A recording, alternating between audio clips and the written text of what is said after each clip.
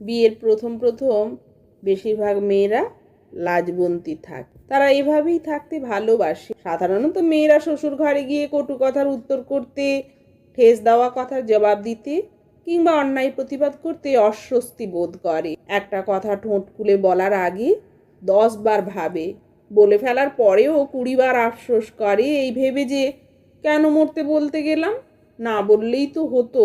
আসলে অন্য ঘর, অন্য পরিবেশে বড় হওয়া মেয়েটা নতুন একটা জায়গায় এসে চট করে প্রতিকূলতা তৈরি করতে চায় না। নিজের ভালো থাকার স্বার্থেই সে সব মানিয়ে নিতে চায়। সে যেমন স্বপ্ন দেখেছিল সেভাবেই সবাইকে নিয়ে মিলেমিশে তা সাকার করতে চায়। কিন্তু ধীরে ধীরে সময় তাকে জানিয়ে দেয় ধৈর্যের বাঁধ আর রাখা সম্ভব হচ্ছে না।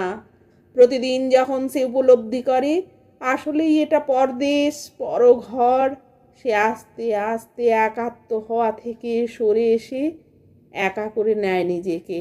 যখন গায়ের চামড়া মোটা করে নেওয়া সত্ত্বেও কথার ফোসকা পড়ে, তখন ঘাড় নুইয়ে হ্যাঁ হ্যাঁ মেলানো মেয়েটা ঘাড় টেরা হতে বাধ্য হয়। সাত চড়েরা নাকাড়া বউটা হঠাৎ মুখ ঝামটা দিয়ে ওঠে।